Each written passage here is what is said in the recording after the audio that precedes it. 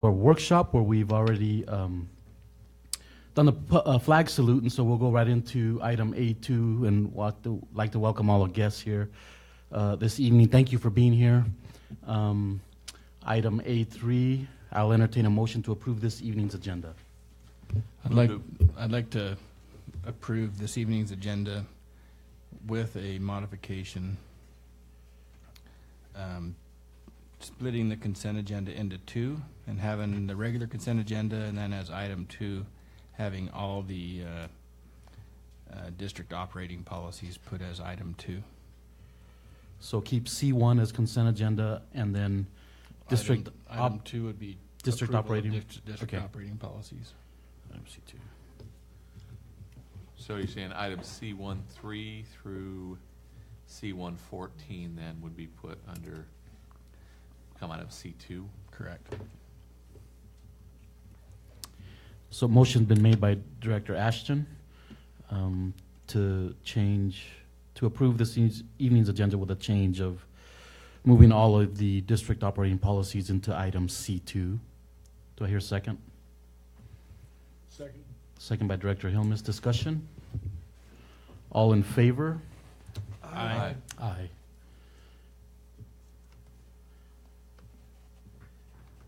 Motion carried 5-0. Moving on to item B1. We do have a citizen's request to speak. Rhiannon Reno, if you could come, please, and just want to remind you to keep your comments to 3 minutes maximum, and we will ask questions at the end if we feel like we need to. Thank you. Take the mic, please. All right. Would you like me to stand then? You can stand or sit, either way you'd like. Yeah. Okay, so. It's not on.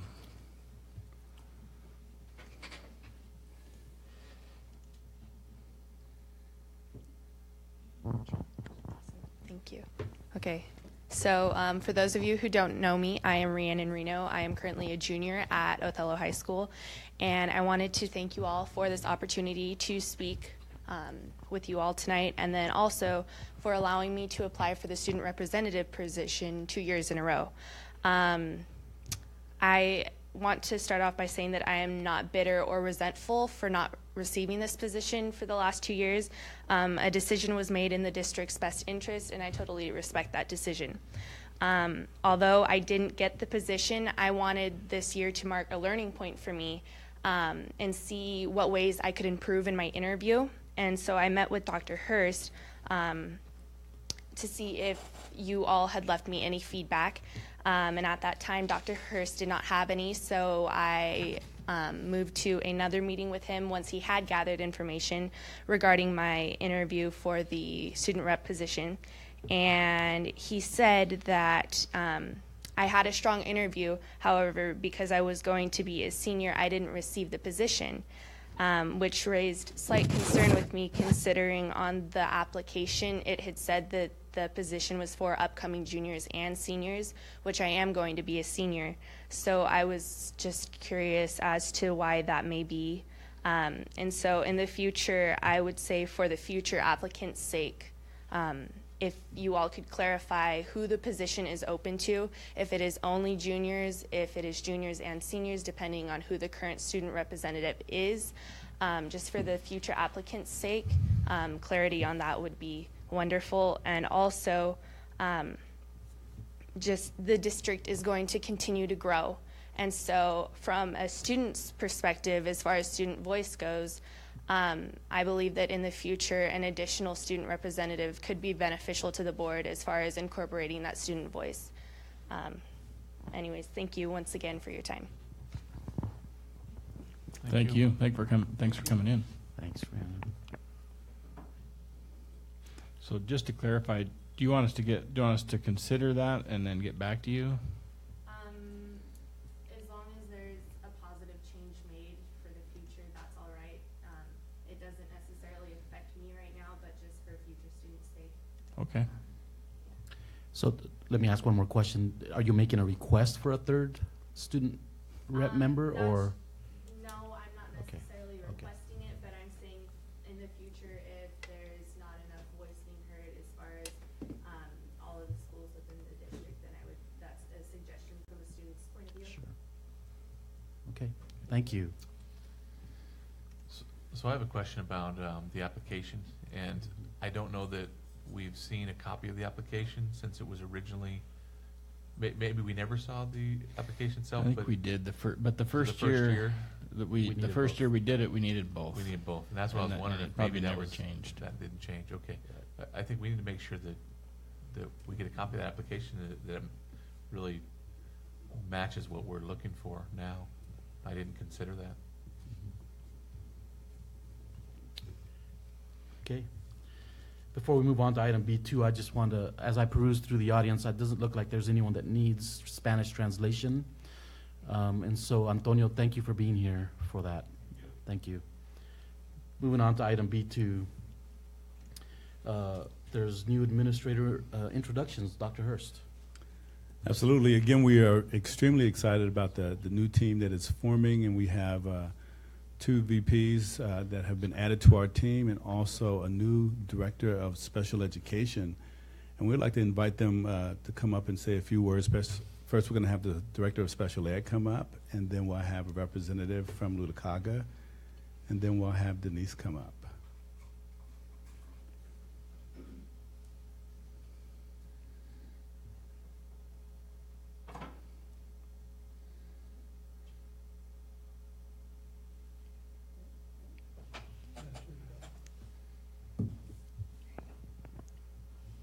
Can you hear me? There we go. All right. So most of you know me, but my name is Heidi Wagner, and I've been selected as the new special ed director, and I thank you guys for the opportunity that you've given me to do that position. I have some big shoes to fill, and I know that, and I look forward to that challenge for this next school year and beyond. I'm looking really forward to working with the administration team that has been chosen, and been getting my feet wet working with them already, and it's a good team and it's tight, and I like that we're all working together hard on one single task or having input on other things. I also like that the special ed, my voice in the special ed department is being heard too with that team, and that's encouraging for me in the future. I've worked in special ed for 22 years, and primarily been in early childhood, and was in the resource room a little bit of time as well. So I feel like that's prepared me for this next step as director, and working with all the teams across the district is something that I'm really excited to do. I feel like one of the first things I want to do is work hard to build our teams up in the special ed department, and give them some opportunity to be leaders among our district and leaders among themselves as well. I've been working with Lori Scott to make a smooth transition, and hopefully that it will continue to be a good partnership as well, as she has been mentoring me a bit. And I think that's it. I thank you for this opportunity. Thanks, Heidi. Thanks, Heidi. Congratulations.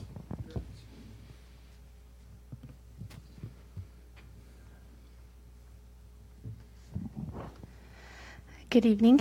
I have the extreme pleasure to talk a little bit about Lutakaga's new vice principal. Her name is Amy Wright. She's coming to us from Vancouver, Washington. She completed her administrative training through WSU Vancouver, and she's bringing to us some expertise in data walls and really analyzing what our students need. So we're very excited to have her join our team that way. She and I have already been FaceTiming and talking about the needs of Lutakaga, and we were signed up for training. So we got her on board, and we're looking forward to her moving here with her family. And she's got 2 awesome kids and a husband, and they're coming on to Othello, and they're excited. So we're really glad to have Amy Wright join on our team. Great, thank you. Thank you, Jen. Oh, thank you so much for giving me this time. Not expert at mics, but I will become one. My name is Denise Marich, and I am very excited to be a Scootney Springs star and working with their team. I come to you having most of my educational background in at-risk students and underserved populations, and I'm really excited to take this big step in helping the Othello School District. I'm just finishing my administrative internship through CW at Royal, and so I kind of understand they have a similar demographics, and I'm just so excited to be here. I've already been talking with Ms. Boudouin, and we've been talking about ways that I can incorporate and be a part of the staff, and I'm really excited. I feel like we have the same educational goals and values, and I just feel like it's a really great fit. Thank you. Thank you. Thank you. Congratulations. Thank you. Yeah, okay. Moving on to item B3. We'd like to recognize one of our student reps, and we'll go ahead and have her come and take a seat. Kiara.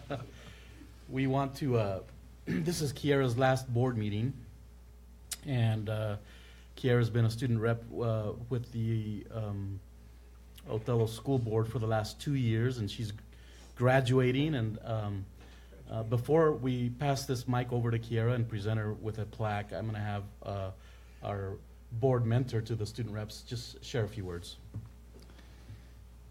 That's me. Director Ashton, sorry. Okay. Yeah, it's been great. Kiara's done what we have requested of her as a student rep. She's always come with recommendations and the input of her fellow classmates, and it's been a pleasure having her on the board. It's been really good, and she takes direction well. I haven't had to give her very much. So I'm going to ask the board and the superintendent to come forward, and Kiara, if you would come, please, as we present a plaque.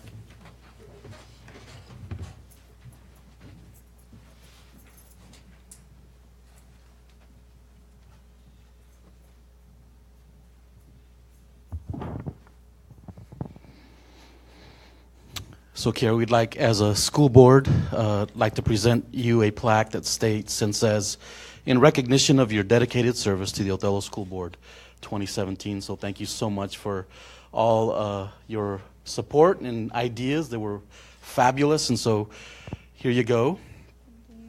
And we'd like for you to share some words. How has these last 2 years been for you?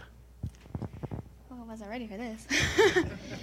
No, I just want to thank each and every one of you who has been a part, even the people who come and come to hear us talk a little bit each time, for giving me the opportunity in the first place, because it's just been great. It's been such an experience to kind of see what goes on, because at first you're like, well, who makes the decisions? And so now I know who makes the decisions. It's been really fun to be able to get my ideas and get some feedback, be like, well, that's not necessarily our job. And so we're kind of working through that, the ranks and everything. So it's been really interesting figuring out all the kind of jobs that go on here. All I have to say really is that I'm going to miss coming. I know it's kind of weird. Going to miss coming to these board meetings and laughing about how you guys are trying to figure out your schedules. That's like the best 5 minutes ever. And so, yeah, thank you, everyone, for your support and considering our ideas, because I know some of them kind of are crazy, but thank you.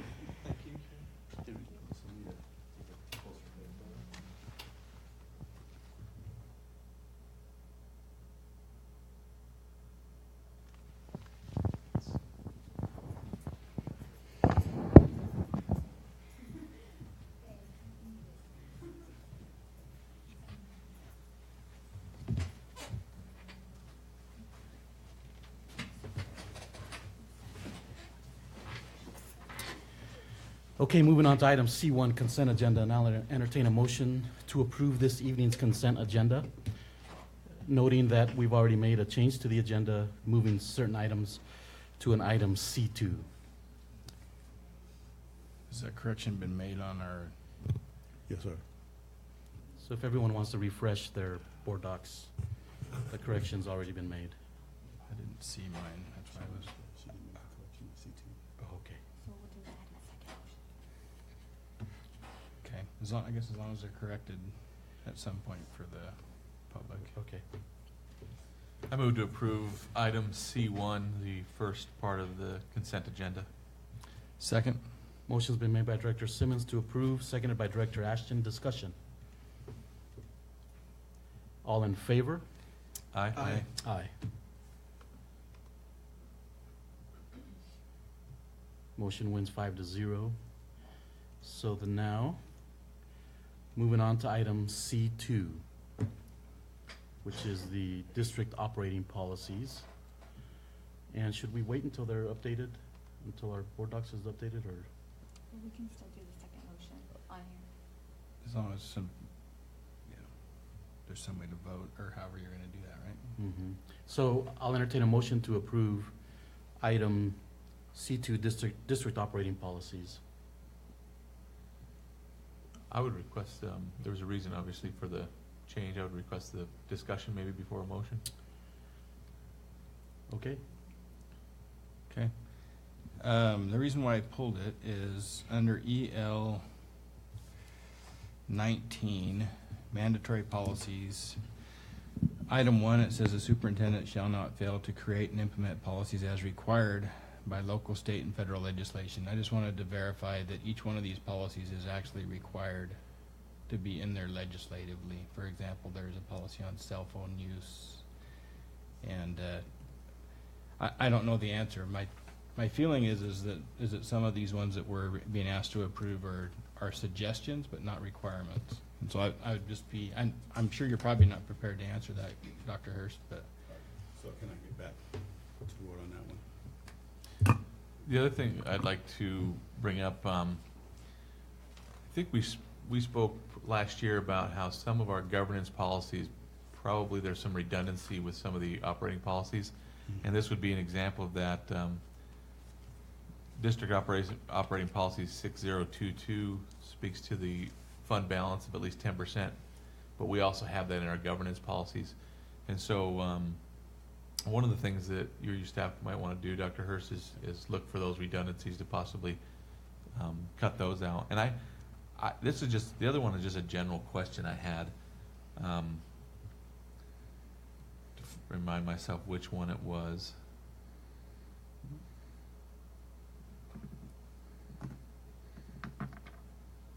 Okay, I believe it was District Operating Policy 6100. I'll bring it up to make sure that's the one. Yeah, okay, so I don't know if there's a requirement for this, or when I read the last part that says federal impact funds, first of all, I don't know if these funds apply to us, but there's some suggestions that our district will treat anyone from a tribe equally to anyone else. And to me, if we have to put that in our policies, it almost says something about our district and how we think. And I just wonder if that's something we have to do, or something that maybe has just always been there and maybe it's been updated. But with that, I want to say, obviously district operating policies are your policies. Right. But when they're put in front of us for review, I'm going to review them, I'm going to read them and ask questions as I feel necessary. But I agree with Tony's comment. If it's EL 19 does say that we have to approve the policies that are required that we approve by the state. Right. For instance, there might be a new RCW or WAC law that says school districts, school boards will have to adopt a policy that has this verbiage. Right. But some of them aren't required. They're just choices that boards have made in the past, and so that'll be one of the kind of a thing you'll have to do, is determine which ones are required and which ones are not necessarily. Awesome. So I can get back with the board on which ones are suggested and which ones are actually required. So I'm not sure if the board wants to pull. Are there any of these that are imminent that No. are imminently needed to be passed? None of them. Okay. It seems like the ones we've been getting are just getting updated to make sure that they still They are. have the right references. Mm-hmm. And so even if we approved it, it's not like at any time They can't Dr. Hurst could pull and Mhm. eliminate any policy he wants, as long as we're approving state required policy. Is that how I understand Right. EL 19? Mm-hmm. Okay. And do we have consent from the board to do that? Yeah. Okay. Okay. We just need a motion still. So a motion then to approve item C2, district operating policies. I move to approve item C2. Motion's been made by Director Simmons. Do I hear a second? Second. Second by Director Hilmes. Any discussion? Hearing none, all in favor? Aye. Aye.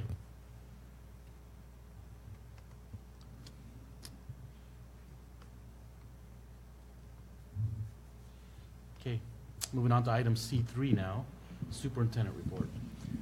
Yes, we have 4 items that we'd like to bring to the Board of Directors this evening. We have an audit report that's going to be brought forward by Gina, an opportunity for questions, and then the middle school football field relocation, and then also tennis court update. Those 2 will be brought by Gina. And then I'm going to come back and speak about the Think a Bit lab experience that we're going to have on June the 15th. So Gina, I'll turn it over to you at this time. Okay, so the first item being the audit report. There was a summary document that was included for the board in addition to the actual reports from the auditor. So I don't know if there's any questions, if you want me to go over the summary and then pose any questions, or if you've had a chance to read the summary.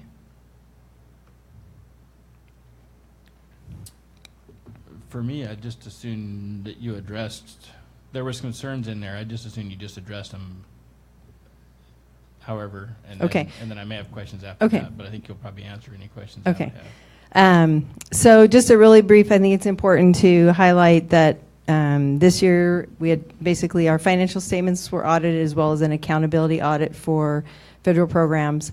And the financial statements, there's the auditor statement in here that an unmodified opinion, which is a good opinion, on the fair representation of the district's financial statements. There were no deficiencies, no internal controls, or no material weaknesses on the financial statements. The federal audits, the 2 programs that were audited was Title I and the nutrition cluster, and both federal programs had findings. The Title I finding was attached to how we reported high school students that withdrew from our district, and the correct paperwork documentation being obtained in the district for where the students, what schools they went to.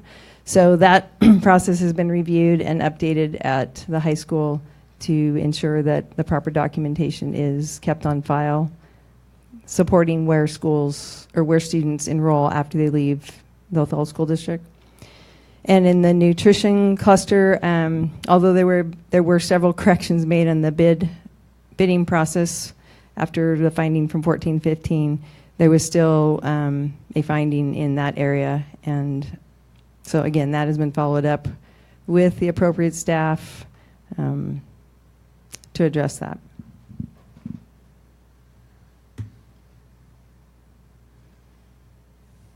Any questions from the board? The only question I would have is that is this the 3rd year in a row, Gina, I guess the nutrition cluster, as it's called? Yes. So I would just ask if we're providing the training that's needed for this, and that would be my only question as a board member. Yes. So yes, we have. The first 2 years were kind of a back-to-back finding, because when the finding was realized, it was so late in the year that the second year, which was 14-15, we were already out of bounds. So there were corrections made, and we were out of bounds with there wasn't a correct bid process for the fruit and vegetables. That's in the finding documentation where the $134,000 that was expended to American Produce. It is important to note that it's a compliance finding. There's no cost implication here, but not to minimize that it is a correction that's needed to be corrected. We have already looked at 16-17 to ensure that everything that's in place for this year is in place, so we're not in a similar situation, and we are clean for 16 and 17. So. So, I apologize, I missed the training part of it. There has been training for the dining service staff, and the finance staff, both formal training through OSPI, webinars, as well as internally gone over the actual audit report, and we've created step-by-step procedures and an extra layer of review just to provide that extra support in-house. Thank you. Any other questions?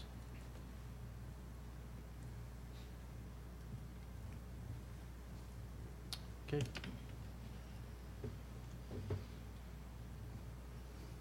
MMS.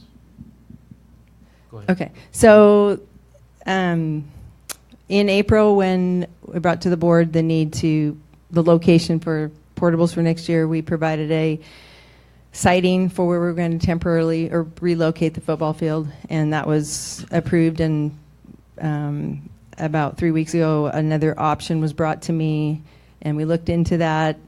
However, there was a oversight on conversations with the McFarland PE teachers.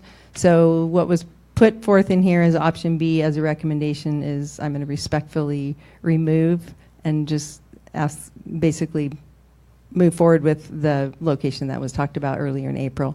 It impacts the PE program at McFarland for any kind of track use.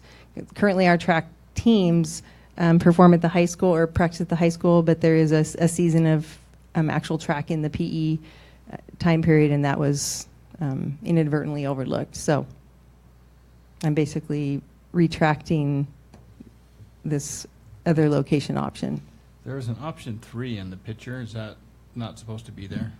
There's an option 3 that shows C, I think. on option C that shows putting it on. No, that's actually, okay, so that's a really good question. That's actually where spring soccer will take place for both A or B, because with A, with the football field being moved along the fence line up adjacent to the parking area, that would be where soccer would be in the spring, and you can't have that right there with at the same time as baseball. So the option, or the picture C, really represents we're going to have a soccer field over at Scootney where McFarland girls soccer can do their games. On Google Maps, the property that's in between Ludicaga and Scootney, or Ludicaga and McFarland, excuse me, is that all a softball field, or is there space in between? Well, there's Direction. I know where you're talking. The 2 softball fields right along 10th, and then there is between the softball field outfield area and the play field, there's an area for soccer, but there's a very difference in the ground, the unevenness of the ground, because they did look at that as a possibility to move the soccer field there. I was wondering a possibility with the football field there to make it more of a permanent spot, because it's not ideal to have it Run in the sun, right? East-west, yeah. We could certainly go back and talk to Orland about that. I've never measured it. I don't know how big it is. Stuart's got a better feel for that stuff than I do, but Well, it's probably big enough, it's just a matter of how uniform. even much if you slope have is to on the ground. regrade it, Well, if you're going to make it a definitely do permanent spot, Yeah, especially if we're looking at more permanent. because these portables are pretty much there for the unforeseeable future, right? They're there, they're leased, they're there until we have a new facility built and ready to move into. Yeah. Which, Well, So- might be something to look into, Tony. but my other question was, I know there was a question answered on whatever that's called, Google Docs shared, about moving those other 2 portables off this asphalt over to the football field, but it was never covered in in an official board meeting, and I feel like it should be, because it was a request made in a board meeting for those that listen. I don't know how the rest of the board feels about that, but Yeah, I was going to bring that up as well. This specific question had less to do with the portables than it did with the football field, though, correct? Yeah, this right here had just to do with another potential site location, so you're correct. So is this this site located, it's really just for information, just keep us informed and ask for some direction, is that? Initially, yes, but the McFarland PE staff had not been properly addressed. So it was an oversight on my part in talking to the PE staff about the impact of just sliding the football field over, which was my recommendation. And so that was brought to my attention this weekend after I'd already uploaded this, and I didn't have a chance to have a follow-up conversation until today. I think you're asking if you need formal board approval. Yeah, so I just No. asking if you're just informing us now, so you're just going back to say, the original plan of putting it east-west is back on the table, but is that something that it was really just gonna be a matter of relocate it there, put lines on it, and not much more infrastructure that needs to be done, or you Yeah, have to move the it's scoreboard, right? no, not necessarily. We've been out there. I put that in there as possible relocation. So we have to get portable football field goals. That pricing's in there. Estimated time and materials to just for the maintenance staff to stripe the field, and then. But the scoreboard location is. I know Orland's looked at it. I know Dawn has looked at it, and they felt like it was still in a pretty good line of sight from where it currently was at. So that was just put in there to let you know that had been considered. So I'm guessing that this isn't something that is going to start to transform in the next couple of weeks. No. So if this idea that Tony's come up with, that can still be looked at and not slow this potential spot down if that's what we end up having to go with. That's correct. Okay.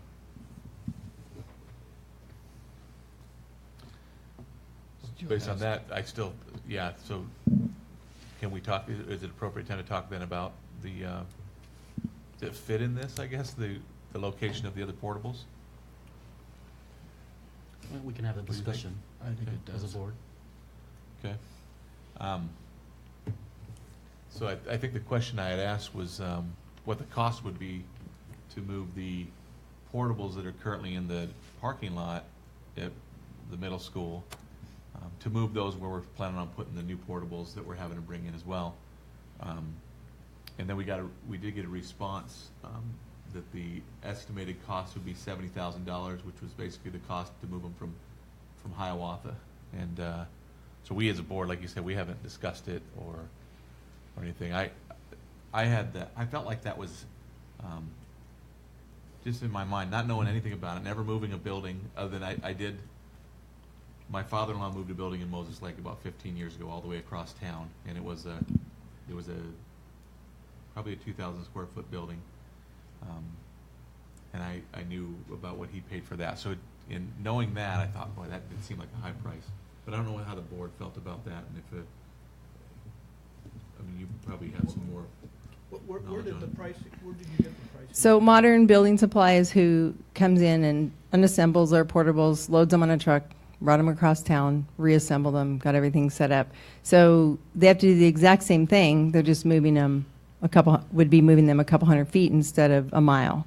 So the cost is there's very little time in the travel in our situation from Hiawatha to McFarland. So it really is the same amount of work that they did last summer to move them to a different location on McFarland site. So I thought that cost was high, and so I reached out to some other people that move buildings like that, and just as another way to do it. I know there's a crane operation that can pick up that whole building, not take it apart. They can pick it up, move it, and place it down somewhere else for far less cost than that bid anyway. But I don't know. I'm sure that's not something that we've sat out around and brainstormed. But if the board thought at a lower cost it made sense, I could give Gina the people's contact information for those people, and that's what they do is they move stuff like that, especially short hauls, because they can just pick it up with their crane and drive it over there and drop it down on whatever pad you want it on. Do you have an approximate number? What would it cost? Under $10,000, $200 an hour for the crane. Just depends on how many hours it takes to lift it up, and I'm sure there's prep. That's just the cost to move it and place it. There's prep costs and the pad and whatever else you got to move there that obviously they don't do. But Do you feel, Gina, that some of the stuff like to reskirt it and that kind of stuff could be done by our maintenance department? Would they be able to do that? you think? I'd have to check with Orland. I don't know what that entails, as well as the time of looking at their project schedule this summer already. So it's certainly like something I can check into and find out. Yeah, and this group they move buildings for Hanford. That's one of their main jobs. So I'm sure they move buildings similar to that all over the place out there. So I don't think it'd be the first time they've moved a building. I mean, for me, the hard part is what is the value to opening up that parking again? I think that I've heard comments from community members that they don't like the fact that that's taken away so much of that parking, and so obviously there's some value to that. But I don't. If a community member heard $70,000, the same people might say, "Well, yeah, but leave them there for $70,000." I don't know what that number would be. But if we could do it for a more reasonable price, I still would like to think about that as an option on the table, personally. I don't know what the rest of the board feels. I would as well. I don't have a number in mind that says this is the number that works and this is the number that doesn't. I know that for me, 70,000 doesn't work, but. Well, I mean, it would have been easy if we knew last year that we were going to be putting additional portables. Yeah, we would have put them there to begin with. We would, yes, but hindsight, right? Mhm. So, So this is gonna make 4 portables total. Is there 2 on the parking lot or just 1? It'll make 3 total, correct? 3 total. Yeah. 3 this year with a 4th one. Because we're putting Next another one year. next 4 year. doubles, Yeah. so 8 classrooms. And wherever we're gonna put the movements we're making, there's enough room to move that one to there. If you look at the picture of the one on there, it doesn't take up much of that football field, so I would guess Mhm. we could easily put 4 and more if we had to. All the utilities to it probably would be easy to tap into. I think we're still talking about doing dry portables, right? Yes. So it would that- just Need be the power. electricity. That was another question. If we're planning on putting the 4th portable in there, are we wiring it now so we don't have to pay the cost to run a new wire next year? It'll be prepped for the 4th portable, yes. Okay, that's good.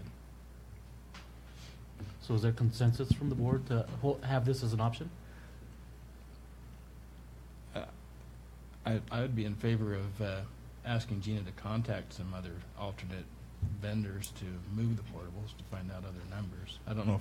Judy, is this on a small works consensus roster of it. thing, or is this something that we can just go and get, it's low enough that we can just get a bid or a quote from someone? It's low enough, we can get the competitive bid without going, we just need to make calls. Because I actually, because I was curious, I called a company out of Tri-Cities, but I knew, I couldn't give them details about what needed to be done, but there are other competitors, I think, that could be contacted as well. That he said he would move it in one piece, he wouldn't take it apart for that short of a distance. But it's not a crane, it's one who moves buildings on flatbeds, I think, so. Where is this company out of that moved them from Hiawatha? Do you know? I was thinking I looked them up. They're from Spokane or something. So will They're both big. Tony and Rob give me the I contact information? I'll give you the info. I don't really want to give you the info on a. No, public I mean, meeting. yeah, that's, okay. So the company is out of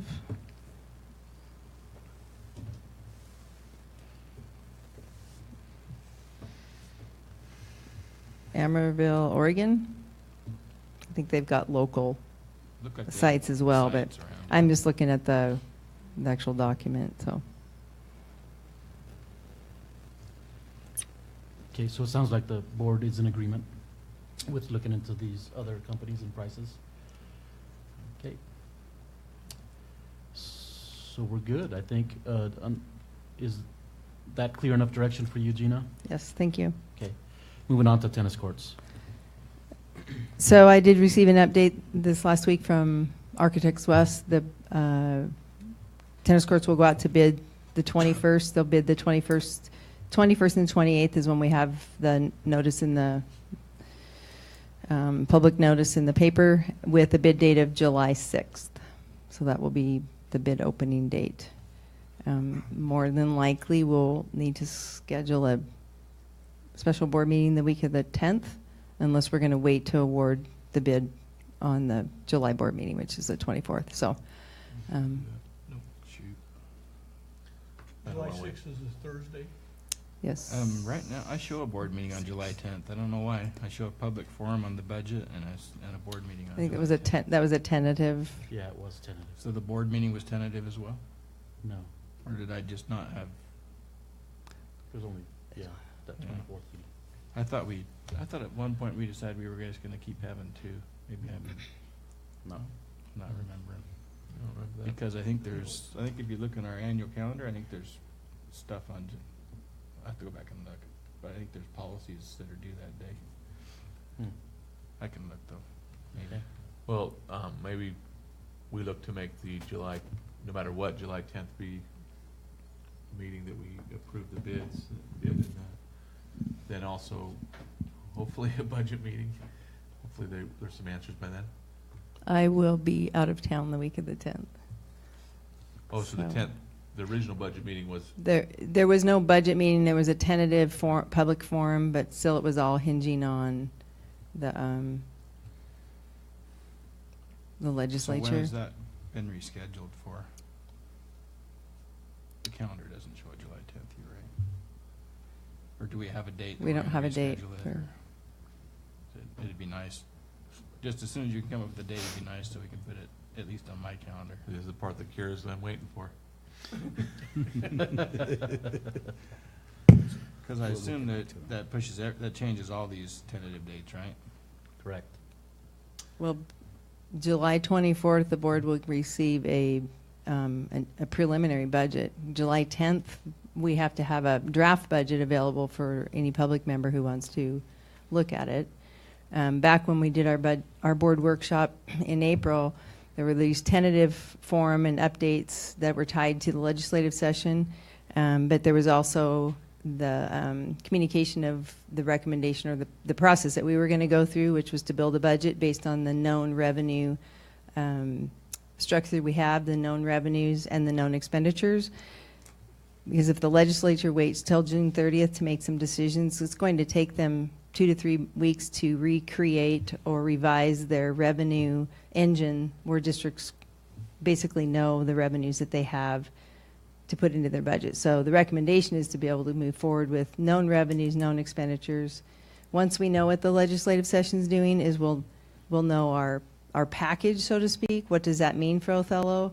If we have time to weave it into a budget approval before the end of August, otherwise to bring to the board the budget as it is with the intent of doing a budget revision and extension in September. After we have time to really synthesize what does the legislative session new monies mean to the Othello School District and the programs. So that was the process that started out with, and as the window of time to work on the budget is closing, I'm going to recommend to continue that direction. So are we going to stick to what our board calendar says then? Because right now, the board calendar shows a preliminary budget July 24th and a budget hearing on August 14th. Yes, So we're gonna go that back is to the calendar. Okay.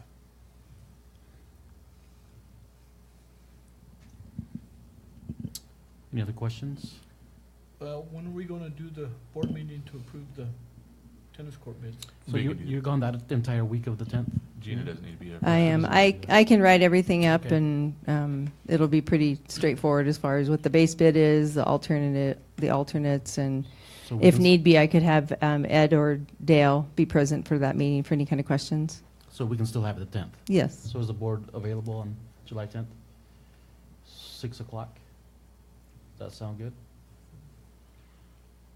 So July 10th at 6 o'clock. Everybody shook their hand? Yes, I had consensus with a, Okay. I won't be here, but the rest of you guys. I can't get my calendar to pull up that fast. I'll be here the 11th, but not the 10th. We don't need you. You guys have a quorum, so. 6 o'clock? 6 o'clock, Monday the 10th. We don't need director action. 6:15. It's a common theme. 6:15 would be best for me. 6:15. It gives me 15 minutes to get from work. Let's see how we accommodate director. So 6:15, how long do you think we would need to Not long, right? Probably 15 minutes, or any opportunity for questions? Okay. So we'll just put it for 30 minutes, just in case there's questions. So this one will be on Facebook Live for sure, right? Yes, that would be great if we can have that ready. So I can. And we'll bring that up You can- under director You discussions. can ring me as in well. if I need to be. If I have questions, you can call me or something, right? Okay. I can Mhm. answer my questions that way. Okay, moving on. Think bit. Right, are we finished, Gina? I'm sorry if I, You get, okay. So we have an exciting opportunity that we wanted to share with the Board of Directors. The Think a Bit Lab experience is really an experience out of Qualcomm, and I'll talk a little bit more about that in a second. But the event is going to be on June the 15th. There's 2 sessions. Right now, we're estimated to have 55 persons per session. So we've invited really anyone who wants to come, from business partners to presidents of colleges, universities, students, parents, teachers, administrators. So we are looking to really lead all of these individuals through an event or an experience that really leads in the direction what we've been sharing all along since the beginning of the school year, that aligns with our vision. So if you remember, we've been talking about STEM for all, K through 12 experiences. Not just STEM, but this particular experience is a STEM experience, and it's what we call a maker space. So they will be creating robots. So it's a robo-crafting experience in a maker space environment.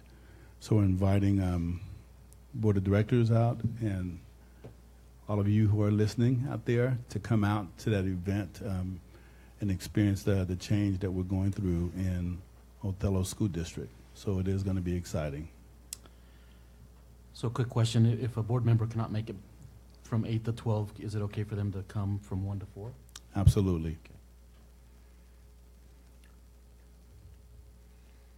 Okay, thanks for the invitation.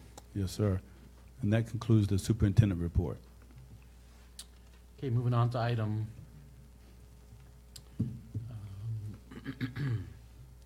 C3, Director Discussions. We'll begin with our legislative report. Director Simmons? I know that Gina wants there to be a report, that they figured out what the budget is, but there's still nothing. Okay. And I know our student reps have something planned for this summer. Student rep report? I got real confused real fast. I'm gonna have Kira go last because it's the last one of the year and it's special. It's the end of the year. Everyone's happy, obviously. One thing I do want to ask real quick, just to get some clarification, because I think there's a lot of misconceptions and misunderstandings. Who's in charge of the senior projects and whether we keep them or not? Because I've heard that is our principal, and then I've heard it's the board.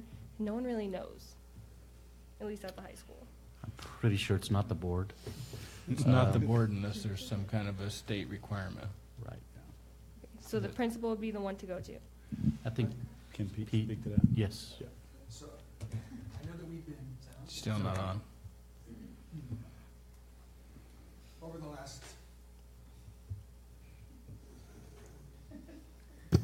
Over the last several weeks, I've been working with 2 high school instructors, Sammy Rocha and Shirley Hoxbergen, also in partnership with Mr. Vergara around the senior project. They've submitted a vetting document related to that work and the expectations for your class. We were working from the understanding that it was a local graduation requirement that was approved by the board. So we were waiting to get through graduation and then going to bring that document and that suggestion to the board to consider for consideration, whether or not we would keep that project moving forward. So my guess is this is probably an old board policy that is now a district operating policy. Would that, do you guys say that's I'm what not it's even sure it's even a board policy. It may have been approved by the board back then, but I'm not sure it was ever formally. Right? So maybe in the future, when things like this come up, maybe the first thing to look at is, okay, is it in policy? And if it is it a district operating policy, or is it a board governance policy? I feel very confident it's not a board governance policy. Right. And unless it's a state-required district operating policy, we wouldn't, it wouldn't be a board Right. decision. So I don't know the answer to that, though, people. That might be something you want to check on. Yeah, again, we were waiting for the end of the school year. I know that the staff were interested in communicating that expectation with the students, but we didn't want to give them some false hope and say, hey, it's going away, when we didn't have the opportunity to talk with the board. But there's pretty clear consensus among the OHS staff and the folks that have been running that initiative, and so we can share that with the board here in the next few weeks. All right. Thanks, Pete. So you didn't tell us, Caden, if it's something that they want to keep or not. You just said you wanted to ask us questions about it. It's definitely like something the students don't want to keep, just because the final project in the research paper and everything that you do, like that's turned in together, they don't even have to relate to each other. So not a lot of the projects can even benefit the community. I know some kids would rather do community service, like you have to have a certain number of hours each year. So at least you're out in the community and you're helping, besides just doing a project that some kids don't even do. So that was just... Yeah, that is something that, Pete, you could look at the board's ends, since you brought that up. Karen wants them to keep doing it. I think. She has to do it, we have to do it. Because as she said that, there is some community components to the board's ends that that maybe they'd want to, I don't have any idea. It's really up to you guys, but as you brought that up, it just made me think of one of our ends 3, I think. Well, thank you. Thanks, Caden. Like, I don't have, like, most people are worried about their like they want to take it easy on their siblings. Well, I don't have siblings, so therefore, no. No. I think it's really, I mean, there should be kind of rules to it, because a lot of kids will be like, I'm going to go make a cake, and then for their project, like, no, that's not how it works. So, but I had a conversation with a teacher about it, because it was a part of our,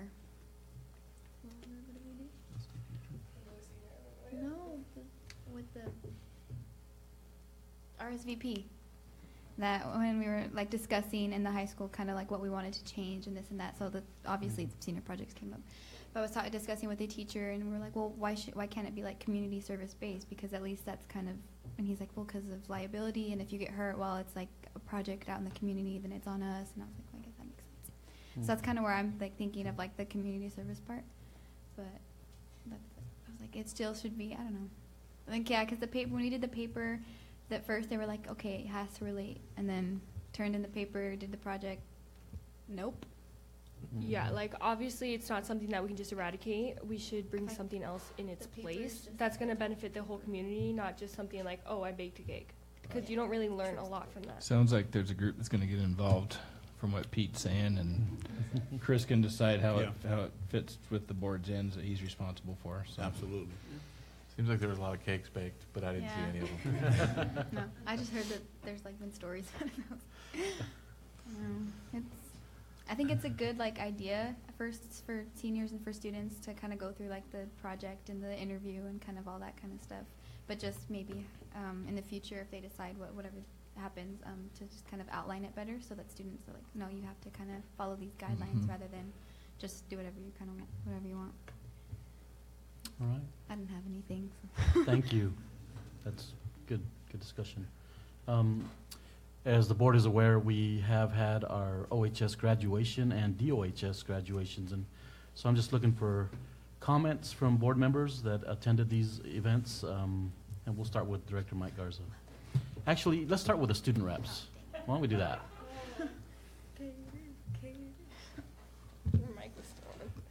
I did not go to, I'm so sorry. I did not go to DOHS's graduation, but from what I heard from Director Hilmes, it was very good. And then I did go to the OHS one, and I thought it was ran a lot more smoothly than it has in years past, and I think it went by a lot faster, and it was nice. Awesome. I know, but I was like, I don't know. It wasn't what I was expecting, but it was okay. Huh? I was like, they still faced that way, so. Okay. Okay, well, I as well, I was not able to go to DOHS, but I did hear very good feedback. I was extremely impressed with Director Helmus's attire, I got to mention. It was good to see. No, but I heard it was a great event. OHS, I actually received a phone call from a family member who is a legal interpreter, a translator, and she was like thoroughly impressed. She could not believe that we had done that. She wanted to know where we got the idea, who came up with this or whatever. And she said, if I knew who the gentleman that was doing the translation was, I says, I don't know. She says that it was almost verbatim, done like perfectly. So she had very good compliments as far as the live Spanish feed. So that was good to hear. On the other hand, I did hear that Mr. Vergara took too long in between students. And when I was approached by that, I said, look, the prior year it was I didn't get to hear my student's name, but I'm sure we can make some modifications to where, whether it's 2 mics or a different scenario there to kind of speed it up a little bit. But other than that, I thought it was great. We had great weather, and I thought it was a well-run event. I have to agree with the OHS. No, both graduations were great. So, I would still like to see us sit together at OHS graduation instead of being split up. Good point. I can't speak to Desert Oasis graduation. I think I handed out diplomas in the last 2, and I've always loved the DOHS graduation, but I was out of town this time. But the high school graduation was very nice. It had to have been the nicest evening of any graduation at that field that I was handing out diplomas at, so that was nice. The Facebook streaming in Spanish idea was a brilliant idea, and so that I've just heard a ton of positive comments on that. Because I was wondering, how do you do this? And I was actually thinking to myself, we don't have enough headsets, and to make everyone's phone's a headset, right? It could be it was just well done, and I think well ran, and it'll be even better next year because there's been some comments I think that were made and considered. Well, I was out of town for both of them, so I guess I can give a perspective. I watched them both on Facebook Live, the Desert Oasis and the OHS one, and it was great. It was, I personally, maybe I'm a little biased, but I thought they were so professionally done. They had different multiple camera angles and focused on the kids. I felt like I was in Orlando, and I felt like I was just right there watching it with everybody else. I thought it was really cool. To me, I was really impressed, and I was actually showing. I was with a group of people from all over the place in the conference I was at, and I was showing them what we were doing. They're all from cities, and they were all impressed with what we were doing, the quality of the picture, and I just thought it was really cool for people that were out of town, and as I was, to be able to be a part of the event, even though we weren't in town. I know Disney World was a conference, but hey, it was pre-conference. So I as well received many comments from people who attended the event and those who did not attend and watched through Facebook. And I will say before I move on that Antonio was the translator that night, the gentleman that was here prepared to translate. And the entire idea of going Facebook Live English and Spanish was Dante's idea with all those different cameras. And the name of that program, I believe, was Black Magic. Yes. And so there's a specific program that was used for them to be able to listen to all these, to the event in English and Spanish. And so some of the comments that impressed me the most was comments from family members who attended OHS graduation who come from large cities, 4A schools, who said not even large cities with a lot of money have this kind of FaceTime and camera angles and all this just very impressive things that they had to share. And so nothing but great comments from everyone that has spoken to me about it. And so congratulations to Dr. Hurst and to the high school and DOHS for wonderful events, and we're hoping for for them to get even better in the future. And so we'll move on. That is all we have for director discussions. There's nothing on item D for assurance of organizational performance, so we'll move on to item E1, policy review. And there are two policies for board review. First one is G10, and I'll take any recommendations from board members to change this policy.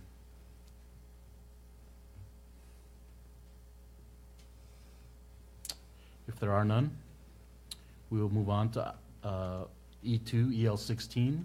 Any recommended changes from board to this policy? Doesn't look like it, so we'll move on to executive session, and I believe we will take about 45 minutes in executive session for the purpose of superintendent evaluation and staff evaluation. And so we will take a 5-minute recess and come back into executive Will there session. be any action Thank you taken? for being here. There will be no action taken. Okay. So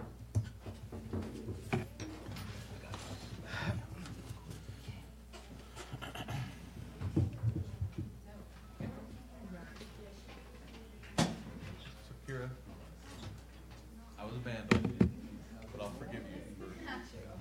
That's pretty cool. Congratulations. I didn't know about that until